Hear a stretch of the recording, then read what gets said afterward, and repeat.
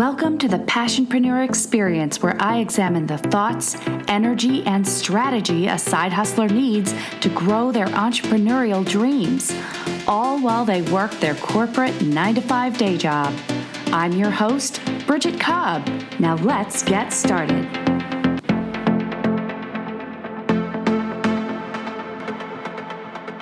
Hey guys, welcome back to the Passionpreneur experience. And today I am so excited to say that I have my very first guest on the show, which has been a long time coming. I know the podcast has only been up for a couple months, but I've been excited about bringing guests on. Today, I have the pleasure of introducing Tess Ball. Now, Tess, I'm going to give you a little background on her. She spent years as an award-winning designer and digital strategist and worked in advertising agencies across the U.S. from New York City all the way to Seattle. And in that high-pressured situation, one day she decided to go and check out a yoga class. And it just opened up a whole new world for her, which I totally understand because I'm also a yoga lover. Eventually, she opened up her own small fitness studio and delved into that side of the business. Today, she's here to talk to us about her new business, the Heart-Driven Business Academy.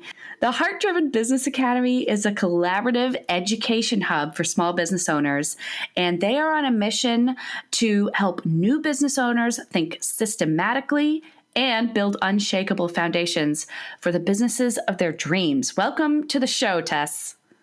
Thank you so much. I am so thrilled and honored to be your first guest. This is so exciting. First guest! Woohoo! Yeah, pretty exciting. So Tess, before we jump into, and just so you know, guys, I brought Tess on the show because she has such an interesting history, an entrepreneurial journey. And we're going to kind of walk through her journey and all the variations of it to see what she learned along the way. But before we jump into your past, let's talk a little bit about your future. Tell me a little bit more about the Heart-Driven Business Academy. Yeah, so about 2 years ago, I realized that small businesses don't have a really solid education platform to rely on when it comes to problem solving and getting their questions answered and connecting with top-notch trusted professionals like lawyers and CPAs and all of those people that you need to get help from when starting a business. There's a big hole. And because I like having a lot of projects at all times and I like creating things, I decided to solve that problem. And so I collaborate with lawyers, CPAs, marketing professionals, coaches to develop online curriculum for small business owners so that they have access to a lot of the information that corporations have. During my time in marketing, I got really pissed off that my clients, really big brands, had all of this access to strategic thinking, to legal checks and balances. They had really solid financial teams, and just seeing so many small business owners struggle with that stuff, I got really mad and decided to fix it.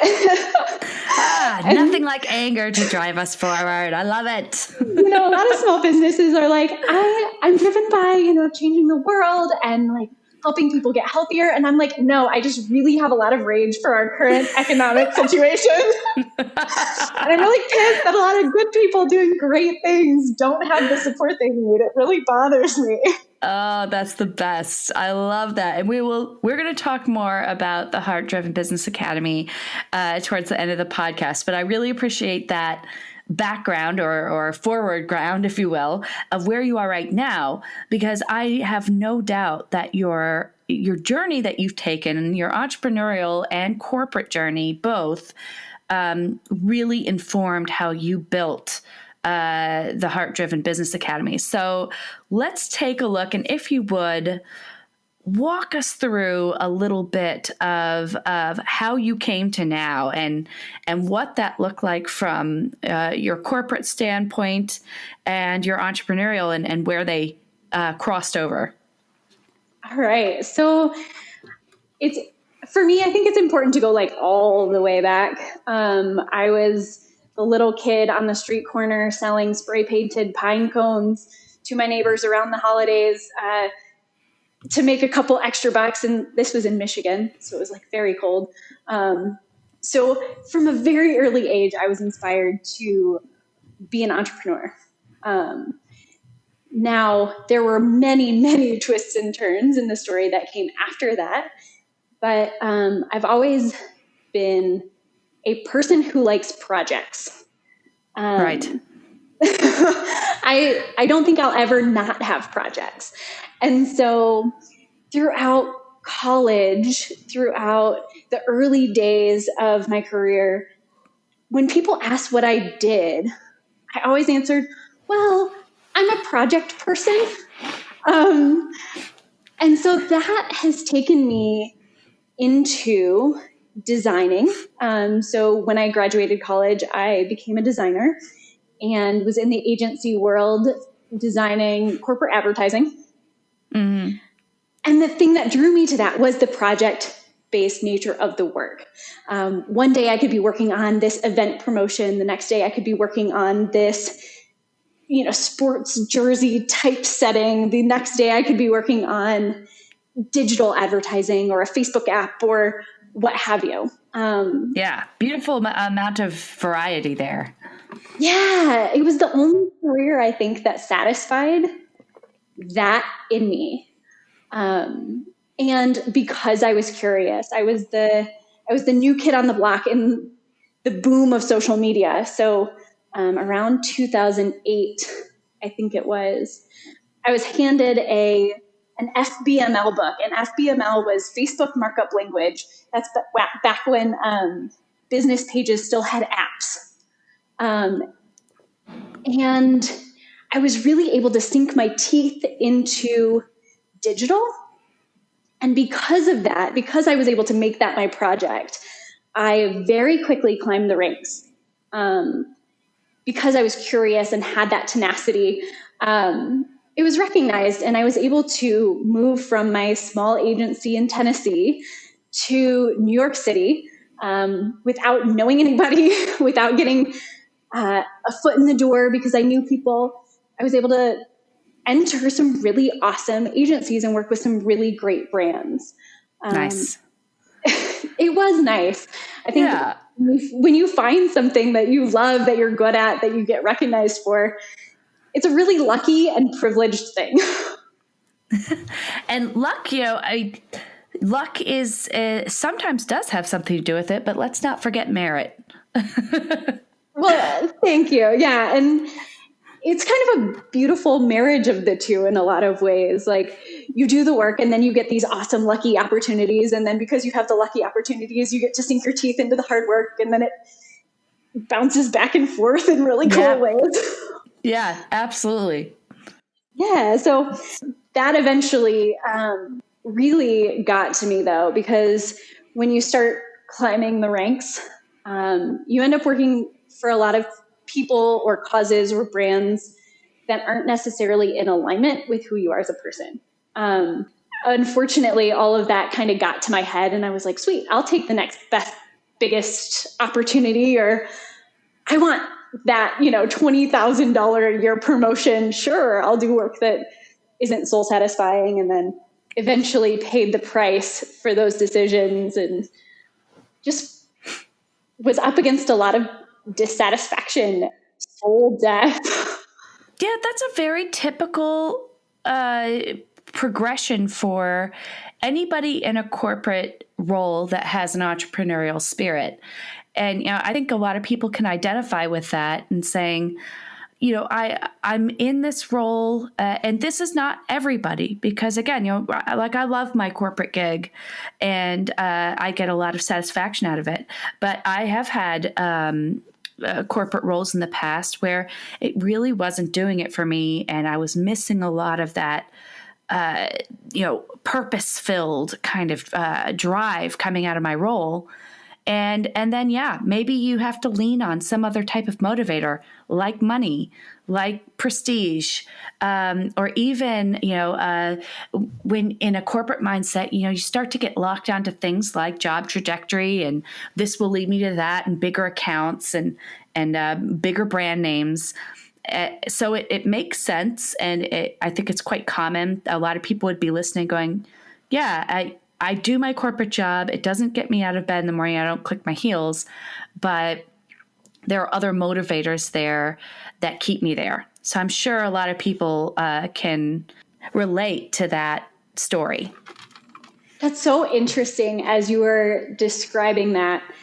It's almost like, and I spent some time with my 7-year-old nephew recently, and it's almost like without being focused on the thing that you really love to do. Like we love to go on adventures. We love to go camping. Like unless you are immersed in that thing you really love, anything could distract you.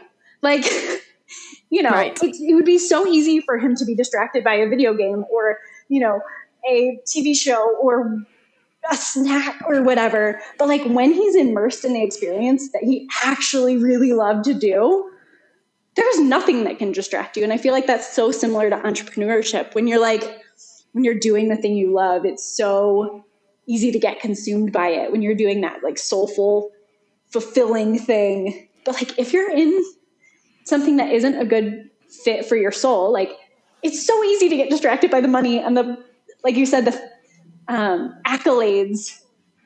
Right. They're right there. You're searching for something to stimulate you. And those things can stimulate and can motivate in the short term. Often, who doesn't love a pat on the back? Who doesn't love to be a part of something big? And so those can be, very helpful motivators in the short term. But when you are trying to link it to long-term satisfaction, long-term passion, those motivators are going to fall short. Absolutely. And they did for me. Hardcore. Right. It was full stop. Soul isn't satisfied. It was like I hit the end of that pendulum and like rocketed to the other side. Quit everything, started a small fitness studio because I was searching for the next thing. You went full, like cold turkey from corporate entity to small business owner, just like that. Well, it wasn't that process definitely didn't happen quickly, but I think the mindset shift for me happened very quickly. And from the moment I realized how dissatisfied or unsatisfied, I don't even know the word, dissatisfied, unsatisfied, not satisfied. All of those things. From the moment I realized I was fed up with my life, my mind started to attach itself to the next thing, that thing that could potentially be soul satisfying. And from then on, it was just a problem to be solved. How do I get there?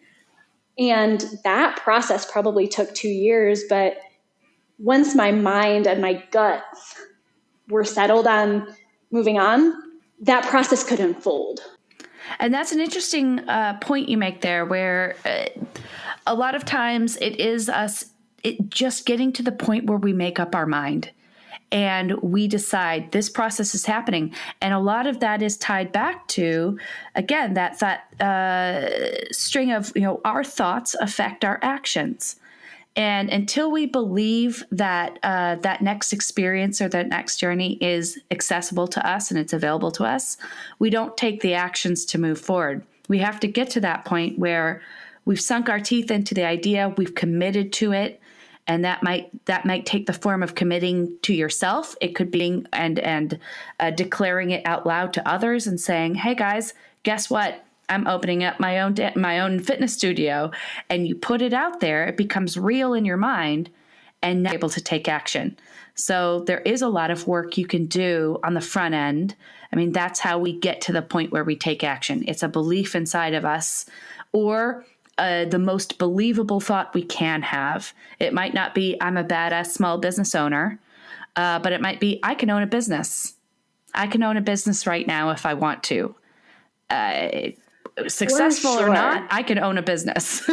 So you get to the most believable thought, and that spurs your first point of action. And the first action in your case, it sounds like, you just jumped in. How do you go from clocking in every day at a different company, working for someone, and what's that first few months like where you clock in for yourself? That had to be quite a shift in your mind. Yeah. So once I had made the decision that like, I want to pursue something else, I chose to open myself up to a different job. I knew that the role I was in was very much full-time leadership. Like there was a definite track to it.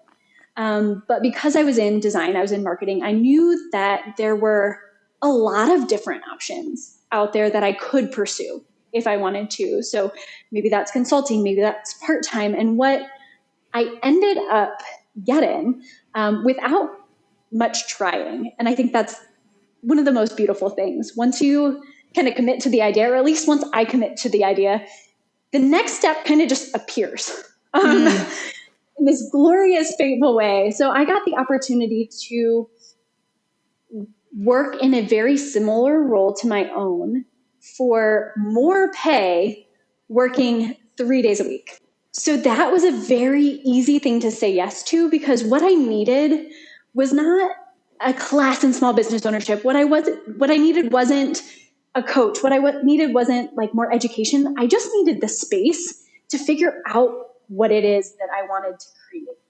And that role, being able to work 3 days a week, gave me the space to figure it out. I feel like so many people try to do everything all at once and take on this pressure. And a lot of people can do that really well. I admire the folks who can hold it all down. But for me, I need space and freedom and flexibility and a little bit more autonomy when it comes to feeling out those types of decisions. So that position eventually turned into a 3-day-a-week off-site position. So I got my hour each way travel time back, which opened up even more space in my schedule. And then once I had all of that room, I was able to fill it with the things that I wanted to do personally that were soul satisfying. This is a really interesting transition because, I think a lot of us would be sitting here going or saying, if I could have my corporate gig right now and reduce it to X number of days a week, and maybe that's 3, maybe it's 2 or 4, it doesn't matter, then I could get exponentially more done in my business. But I would say most of us are also sitting here thinking, but that will never happen. There's no way that I could hold a corporate gig, make money while holding and have it be not 5 days a week. It doesn't exist. And so I love to hear that, 1, it does exist, and 2, it can be a beautiful segue between that cold turkey. I was full-time corporate. Now I'm full-time entrepreneur. Holy hell. I'm not sure if I understand what's going on here. Big change, too much. But there is that opportunity for true transition, or, to kind of ease off one and ramp onto another. So once you went to that, you're on 3 days a week corporate schedule, and now you've got new times, new days available for your entrepreneurial adventure. Did you really find that there was a difference in productivity? Absolutely. When you have the space to create, when you have the time to create, when you're able to connect with your community in a more broad schedule, you're able to get a pulse on what you're going to be doing. Because I had more time throughout the week, I was able to get private clients. I was able to teach classes at times I wouldn't have normally been able to teach. And for me, what was really, really helpful is I wasn't locked into doing my creative work at times when I'm not creative. I really personally find I'm most creative in the mornings and in the evenings. That midday from like 11 to 3 is just not a creative time for me. Because marketing was essentially on autopilot for me, I could do it in my sleep. I plugged that into my less creative times. And I saw clients in the mornings and in the evenings, times when I really needed my creative juices to be flowing, when I really needed to have energy to connect. I was able to see clients during those key times during the day. Yeah, I love that because it's this opportunity to do a lot of testing with your target market, understand your audience, understand their needs, and when your skill sets are most in demand. And that must have showed you and allowed you to build such a fantastic template for when you went full-time entrepreneur with that role, because you got to sample their true needs and schedule and build out what that was going to look like. But you still have this corporate time, which mentally, I imagine for you is giving you a little bit of stability while you play around with building this studio and what it's going to look like. For sure. I'm so grateful for my corporate jobs. I wouldn't trade it for the world, because when you have that foundation to be creative, to play on top of, that's magic. It really is. Like, it gives you all of the autonomy and the creativity you want. And it also gives you the stability that's necessary to play on. If you didn't have that, you kind of run into that scarcity mentality. Like, it's hard to pursue the things that really light you up when you're worried about where you're going to eat. Yes. Or if you're going to be paying rent. I also like that the flexibility of those days, because if I think about right now in my corporate world, I work very predictable hours. Let's say that's going to be 8:30 to 5:30 in that range, flexing a little bit forward or later, earlier or later, depending on the day. And then I need to work my my own business in and around that. Mostly, it's either going to be or it's going to be after. And you're right. That starts to restrict my opportunity to test out my audience fully and understand, well, when do they want to engage with me? Maybe they want to engage with me in the middle of the day. Well, when I'm working 9 to 5 every school day, that makes it very difficult for me to learn from my audience during that time. But when if I'm only working Monday through Wednesday, let's say corporate, Thursday through Friday is full-time entrepreneur, that's my time. Thursday and Friday, I can play all day long between the hours of 9 to 5 and learn more from my customer. And then also use, like you were talking about, those kind of power hours are when you're most on, and really dedicate that time to your side hustle business. And that means your side hustle business for those days gets the best of you. And there may be other days where it doesn't get the best of you because your day job gets the best of you. And it's kind of, you get to balance that when you've got that part-time corporate gig, part-time entrepreneur gig. Yeah. And I think we often think about productivity in terms of hours. It's a very common way to structure your day. Like, I'm going to get this done in this many hours and check it off my list. Well, not every hour has the same amount of value. Yes. I will tell you right now, my 7 a.m. hour has far more value than my 4 p.m. Yes. hour. It's just night and day what I'm able to accomplish in that time frame. So by shifting your energy toward the hours that work for you, and that doesn't mean that, like, I highly doubt that everybody's 9 to 5 is their most productive time. So even as a passionpreneur, as a side hustler, look at what's left and figure out where you're going to get the most bang for your buck. Is it going to be a weekend? Because after work, you're just toasted. Like, you don't have anything left. Maybe it's going to bed earlier so that you can wake up a little bit earlier and spend just an hour a day writing your blog posts or connecting with your audience or scheduling your social media or what have you. But just because you're limited in that 9 to 5 range, what can you do outside of that? Maybe you're like, by 12 o'clock, you're like, yes, this is lunchtime. I'm feeling fired up. And you want to spend an hour working on your business at lunch. Figure out, well, and it takes knowing yourself, right? Yes.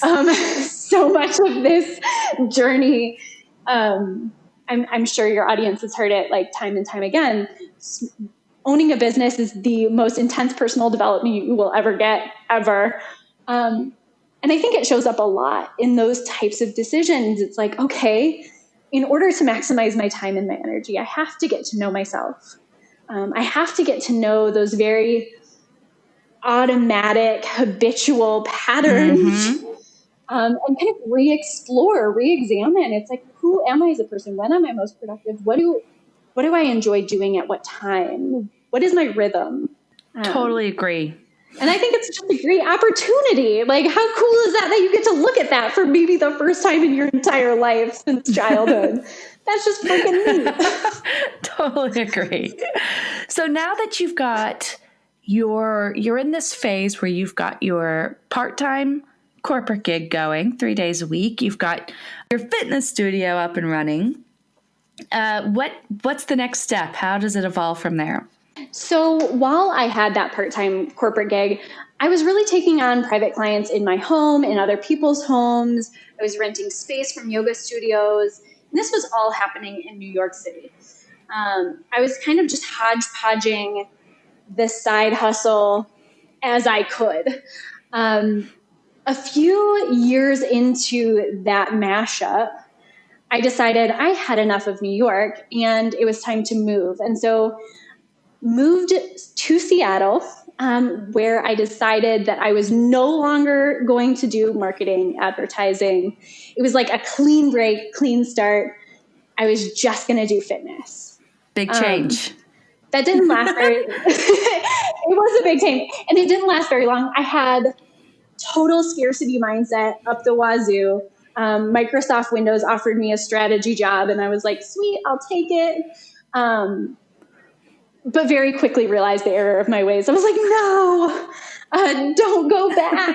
The temptation's real, man. It's hard to make those clean breaks, even if you want to, even if you're ready for it, even if you've planned for it. Well, look, and I think that's a huge amount of mental strife and work that you just went through in about 30 seconds between moving across country, saying I'm going full-time entrepreneur, doing a 180, like you said, into that scarcity mindset of holy moly, no way, back to corporate. In that moment, getting back into corporate and saying, no, I'm regressing back to entrepreneurship. I mean, what was that time like for you? Because you must have just been settling into your new city, into Seattle. And, what was that like jumping back and forth into those roles and trying to figure it out? It was so messy. It was so not cute. It was everything that I think I've tried to avoid my entire life. I was always like the perfectionist, know-it-all, bossy pants little kid, who definitely knows how to make every decision wisely, right? Yes. And through that move, and with everything going on personally for me, like I struggled quite a bit with mental illness, and that's when I really started healing that.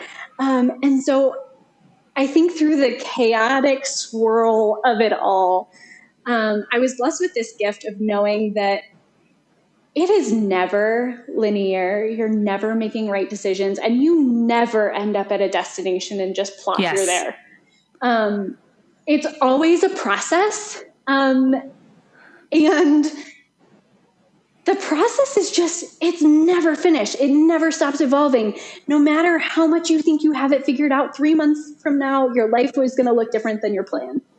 And it allowed me to have a lot more compassion, a lot more grace for myself. Because as much as I was fooling myself, I don't actually have it figured out. I will never have it figured out. And what a gift it is to know that, because when you know that you will never have it figured out, it's liberating. I feel so liberated by the experience of knowing in my soul I will never have it figured out. What a relief.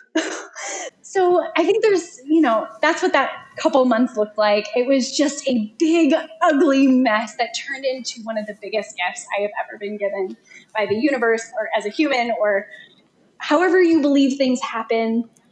That was one of the most critical, beautiful lessons I've ever gotten. And it's allowed me to create really powerful businesses now. Like, because I realized that, I approached business differently and have had way more success than I think I would have had if I tried to manufacture it all or get all of it.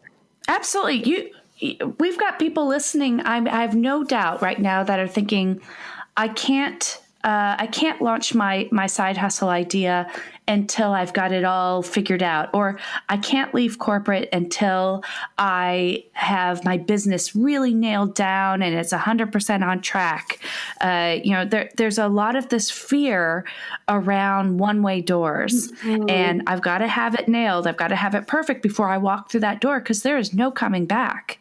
And I think you are the poster child for, it's two-way door, people. It's a two-way door. And I can go through and I can come back through again, and I can leave it halfway open and I can poke my head in. The reality is I'm learning each time I do it. And if I'm resilient and if I stick to my plan, each move I make, whether I'm coming in the door or I'm going back out of it again, is going to put me one step closer to my goal. I am going to learn from that. I'm going to adjust, and I'll use the knowledge from that experience to make my next decision. Yeah. But as you said before, I'm never going to have it all figured out. I'm never going to be at a place where I'm done, quote unquote. It's always going to be a learning experience. And I hope there's never a point where I get to, and whether I'm a full-time entrepreneur and now I'm looking to grow my entrepreneurial business, add a team or hire staff or whatever it is, and think that it's a one-way door. You're going to always be taking risks as you grow your business. That's a muscle that is well worth developing. And I love that you've been able to approach that with the tenacity that you have, and the humility of saying, okay, I'm going back to my corporate gig. And maybe I put that statement out there of never again, but I'm going back. So what? Right. It's happening. Right. And you did. And then you just did it, right? And then you're like, okay, never mind. Made a mistake there. I'm coming back out. But that there was, you kept going. Yeah.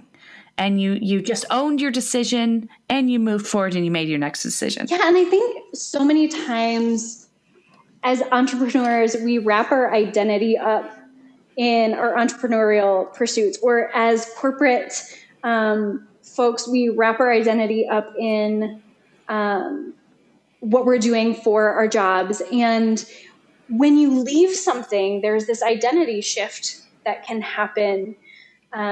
You no longer can hold tight what you've clung to for so long. And for me, a lot of that was realizing that my identity wasn't designer, or wasn't entrepreneur, wasn't fitness coach, wasn't yoga teacher. Like, those things weren't my identity. My identity was, I'm a teacher and I'm a creative person. Whether I am an art director and I'm teaching people how to design things, or I'm teaching people how to move their bodies, I'm a teacher. And so I think when making those back and forth and all around decisions, it's important to, or at least it's been for me, to reflect on why you think there's a one-way door as it relates to your identity. Like, if I go out of this door, I'm no longer a part of this club.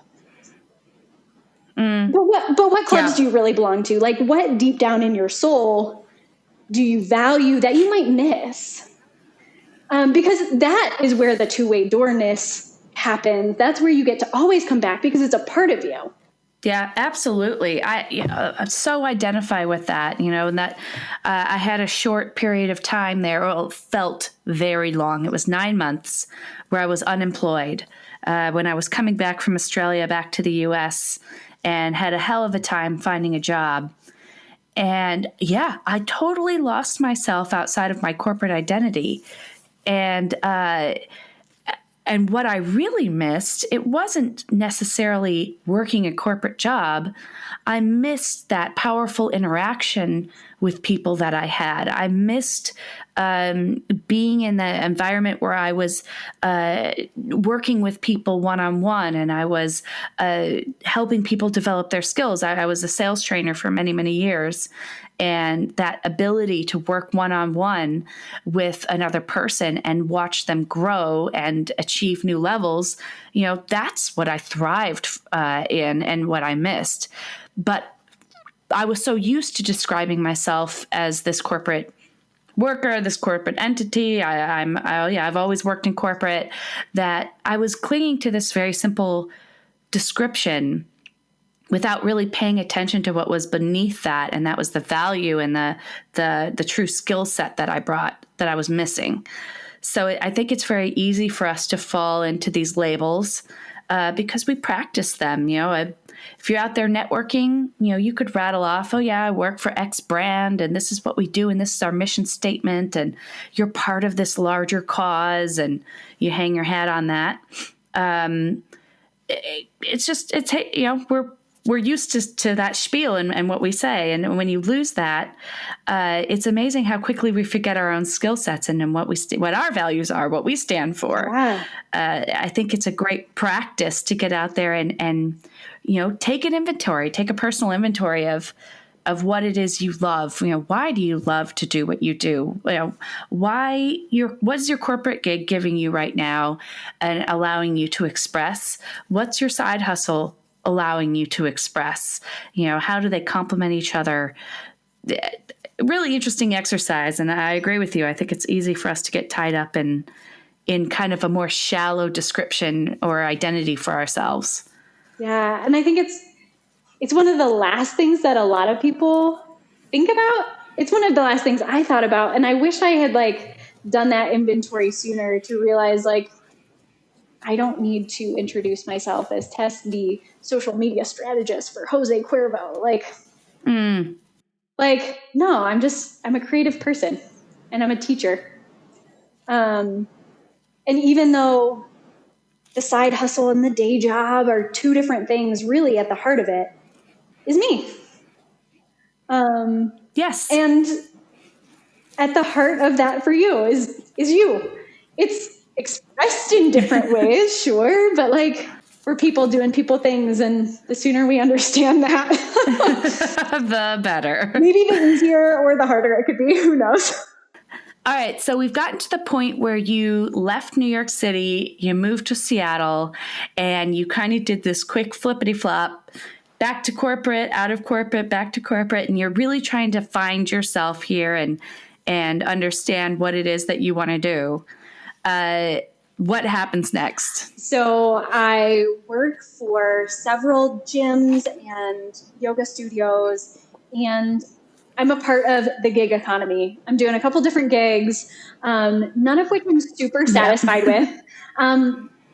But hey, I'm new.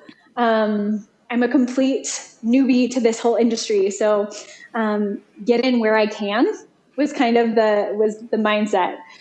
Do what I can do to make it happen and learn a ton through that experience. And so after a year or two of that, I start to rent space from one of the yoga studios I was working for, and eventually co-lease that space with her before opening my own space. So very slowly got more and more private clients and made the full transition into studio ownership a few years ago. Wow, that's an incredible journey from going, from dipping your toe in the water, from going back and forth. I think you've explored every combination and type of business relationship aspect that you could. And you're now you're in this culmination, if you will, of owning your own studio. It's absolutely amazing. It was so fun. And I feel like I got the biggest boon or blessing having come from the corporate world, because I was used to working with a legal department, a finance department, a strategist. Like, I knew how to grow businesses. And I didn't realize how much of an education it was in business ownership before I was a business owner. And I was like, man, this is great. My studio was at full capacity pretty quickly. I think within the first year. I was giving myself a really solid paycheck, which as a trainer, like if you know a trainer, if you are a trainer, you probably know that like having a solid paycheck at a physical location is not really heard of. Nice. I was able to, yeah, it really just unfolded beautifully once I had the space. But then I realized, because, when you're in the small business community, a lot of your friends are small business owners, that not everyone had the experience and the education that I did. And that was unsettling. And as a project person, as a problem solver, as a teacher, that was the catapult for this latest project. I realized after I had scaled that studio, that all of the past experiences it showed me the bigger problem. Like, I thought what I was doing was opening a studio, but what I was really doing is opening a business so that I could relate to small business owners and create an education platform. Wow. What a journey to get to this major realization. And you're right. I think at that point, you really had touched every aspect, every way you could approach coming to own a small business. And what an unbelievable amount of context you would have had by that point. And like you said, once you start getting into small business ownership or entrepreneurship, you do start to get to know a lot of other people in that space.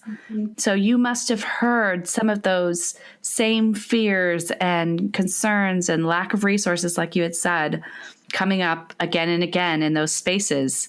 So an amazing way to put all of that together and have that idea drop for you. That must have been quite incredible. It was pretty cool. And I think it's a testament to you never know what you're going to build until you start.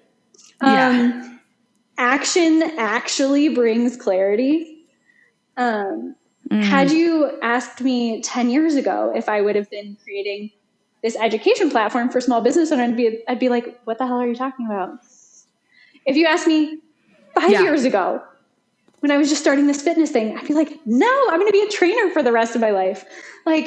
But it's through that consistent action and that exploration and the not knowing that you actually get clarity. Yes. Yeah. And I just want to repeat that, what you said. Yeah. Taking action gives you clarity.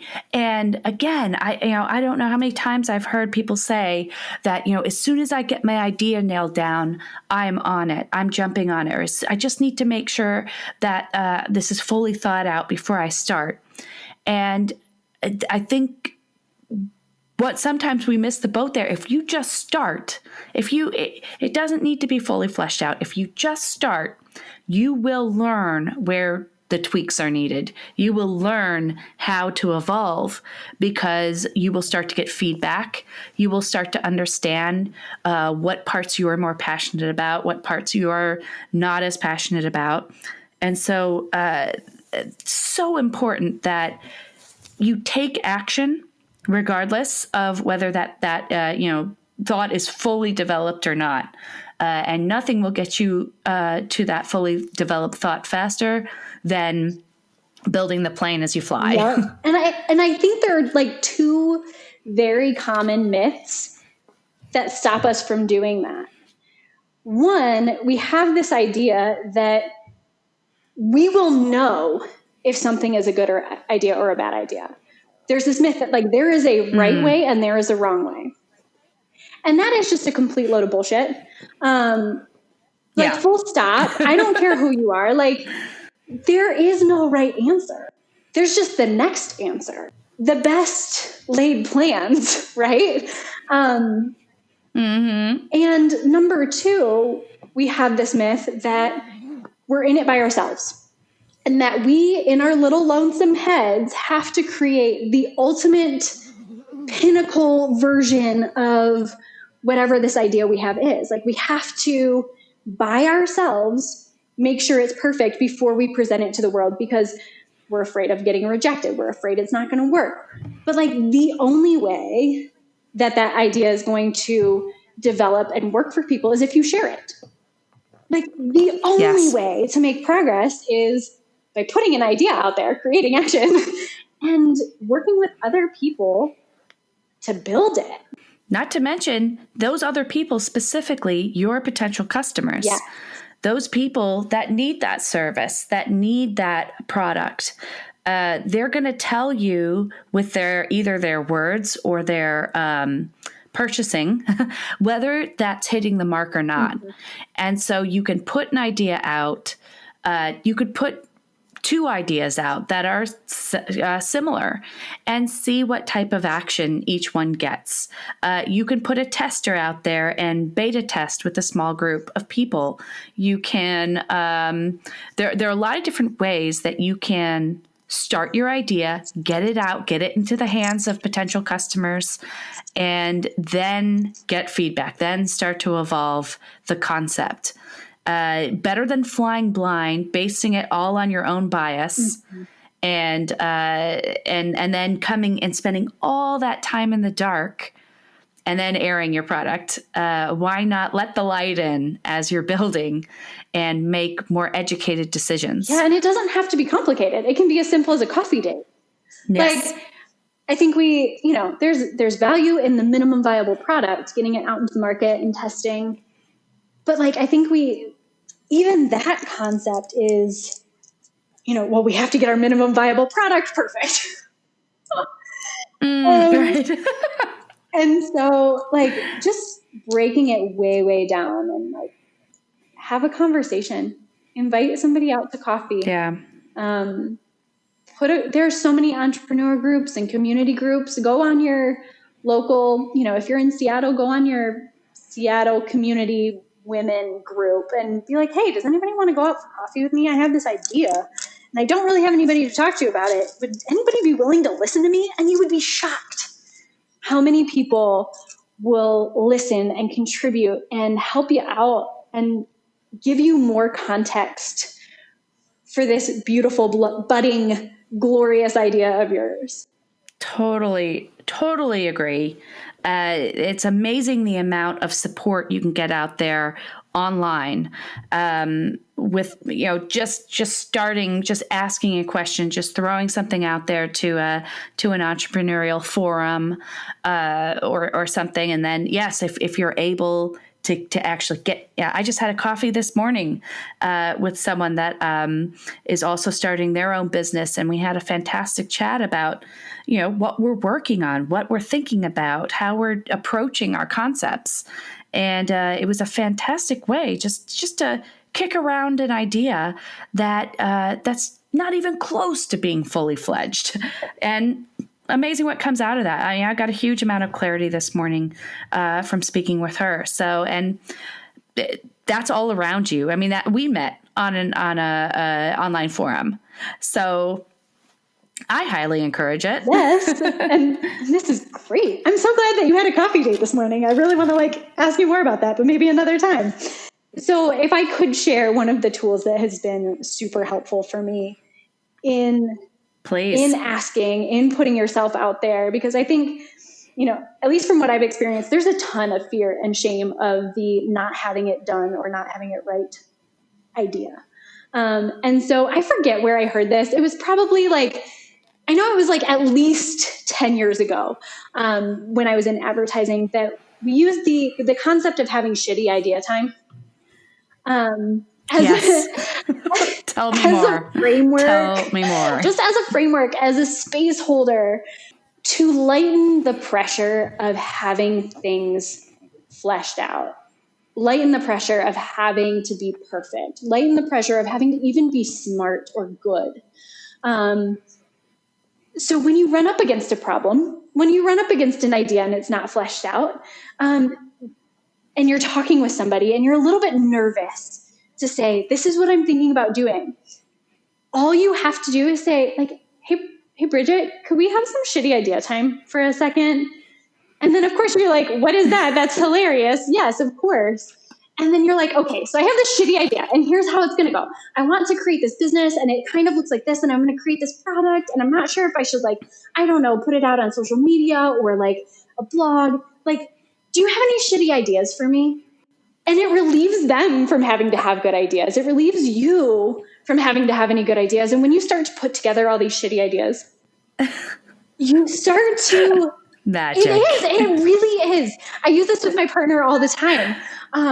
Like my life partner. It's like, well, what should we do this weekend? Well, let's throw out some shitty ideas, babe.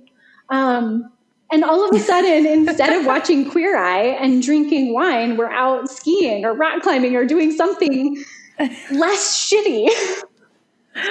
Because we just created space. And I think as new business owners, it's just so important to create the space. As I look back, all of my ideas were shitty and none of them were shitty, right? And all of my journey, the whole thing, it was pretty shitty by some people's standards and it was fucking amazing by others. But until you put it out there, until you ask your boss, hey, could I go to 3 days a week? Like, maybe that's a shitty idea, but you don't know. Yes. Like, that's exactly it. You don't know. And allowing yourself the freedom to think it and then to ask it, to say it out loud, you know, it's amazing what can come out of that. And that's where that, you know, free thinking exercises, you know, throw everything at the wall. Doesn't matter if it sticks or not, just throw it. Yes. And yeah, I think that it's a powerful creative exercise. And I love that. You know, you've got kind of the tongue-in-cheek shitty idea name to it, because it just lightens the mood. It's like, hey man, it's an idea. It's just an idea. And, you know, something great could come out of it, or I could crumple it up and throw it in the bin. Doesn't really matter, but I'm encouraging it to come out. It has permission to come out. Yes. I love that. Yeah. You want to leave your corporate job? That's a shitty idea, or maybe not. Right. Maybe not. Maybe it's the best idea you ever had. Who knows? Until you try. Who knows?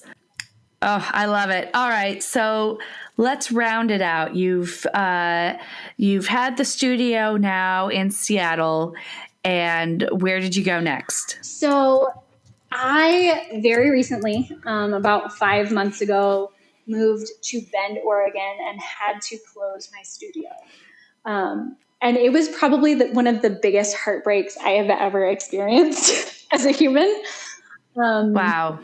Yes. I was working with 21 beautiful people who I had a really, like, it's a very intimate relationship you develop with people when you see them every week and you're talking about very personal things like bodies.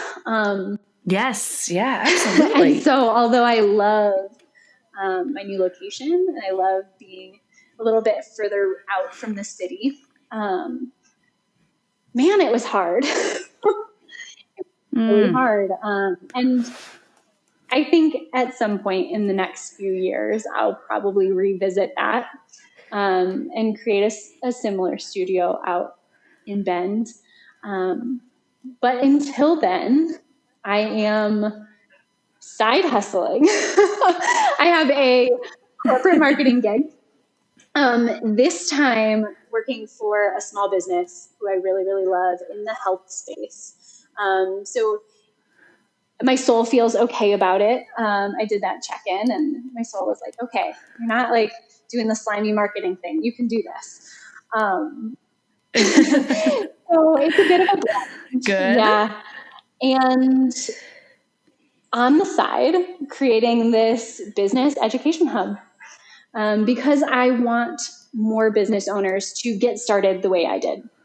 I want people to have access to lawyers and CPAs and all of the people that really help you scale. So many times I think new business owners jump into creating their LLC and like winging it. And there's a lot of room for that. I love winging it. It's great. But I think what separates small businesses that have that staying power, the longevity, is developing really solid systems and having an understanding of finance, legal, sales, marketing, strategic planning. And so I wanted to offer that because it was a really big blessing to me.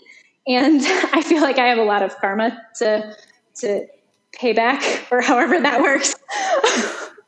I did a lot of really, really bad things for my soul for a really long time. And so now I'm trying to right the wrongs and use my powers for good.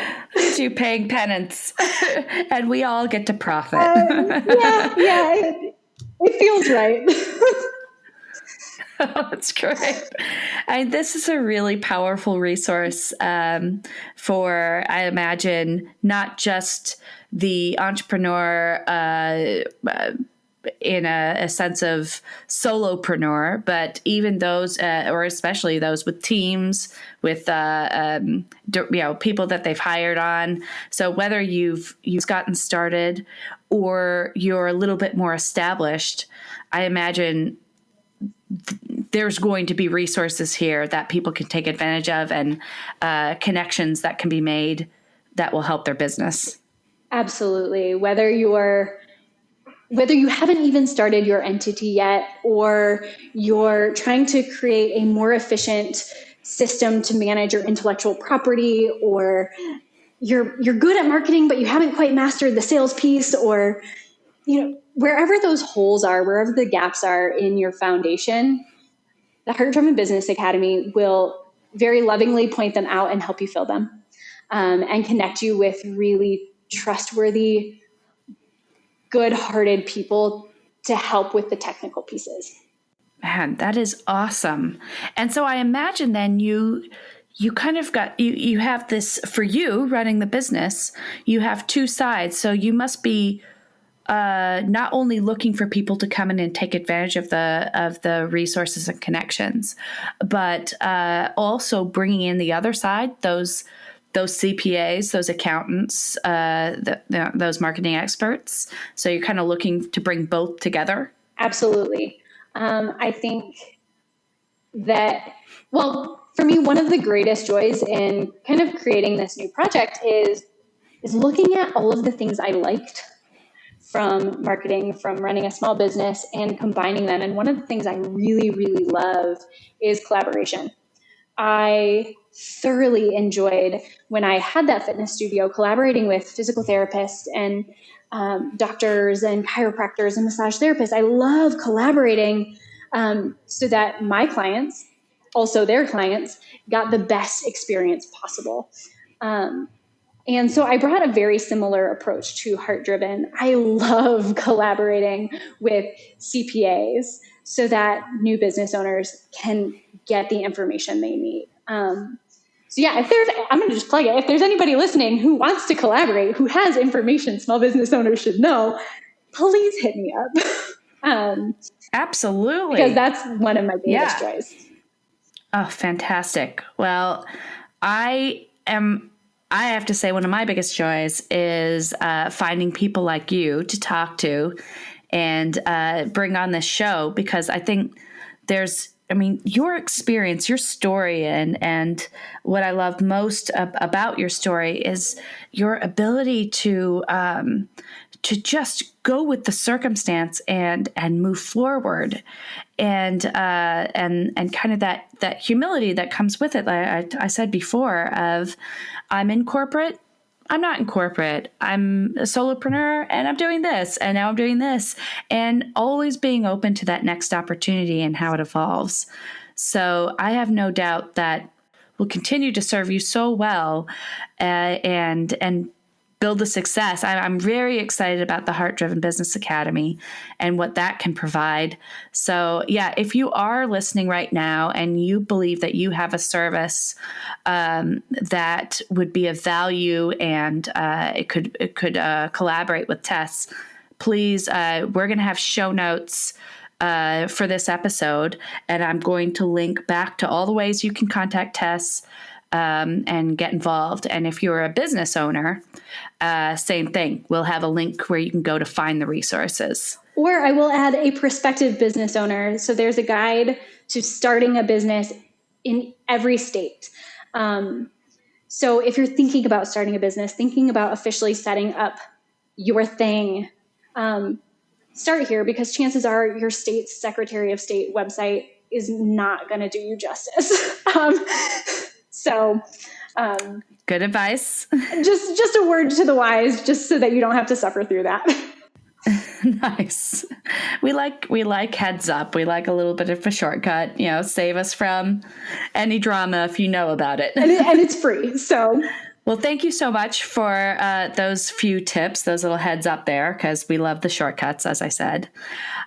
So it looks like we're running out of time, and I hate to end because I absolutely love your story. I absolutely love your flexibility and how it's evolved. Before we end here, is there anything else that you'd like to share with me, share with the listeners before we head out?